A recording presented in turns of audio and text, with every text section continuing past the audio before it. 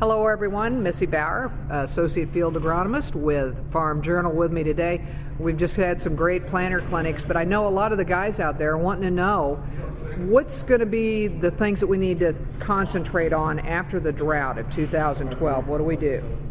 Well, one of the things I think we need to be cautious of as we head to the field this spring, if we still stay under these dry conditions, as a lot of the country still is dry, we want to make sure we're dialing in our planting depth. So number one, are you planting into moisture? And make sure that you're running enough pressure on there to get the adequate depth. So maybe it's 2 inches, maybe it's 2 1/4. Where's your moisture line?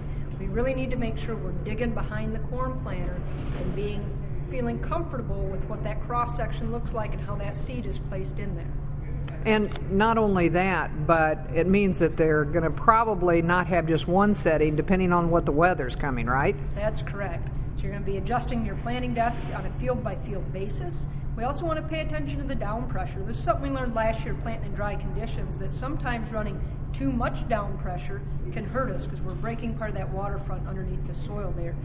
So we want to make sure we're setting our down pressure and our closing wheels right. That can play into what the microenvironment around that seed's like. That's what we're after. We want a uniform microenvironment around that seed to get that seed to germinate uniformly in comparison to all the seeds in the row next to it. Now, a lot of guys during the planter clinics want to know, okay, which is the best kind of closing wheel? Because you talk a lot about the different types. What do you think, in a dry year especially, is one better than another? Well, what I think we have to be is flexible with our closing wheel system. I think the days of thinking that I'm going to have the same closing wheel system from the beginning of my planting to the end may not be the case. If your conditions change a lot, if you do start off maybe wet, and maybe there are some advantages of having something to kind of break up that sidewall a little bit and then have some firming action. Because if we get real dry, we can see where a spike type wheel could actually hurt us under really dry conditions. So in that case, we'd want something more like a cast or a rubber closing wheel system. So pay attention as the seasons change, as the conditions change. We really need to dial in and make sure we have the right closing wheel system for those conditions. All right. And, of course, as always, if they want to find out more about the planter clinics, how can they do that? Well, they can just get on farmjournalcorncollege.com, and there will be all the information there.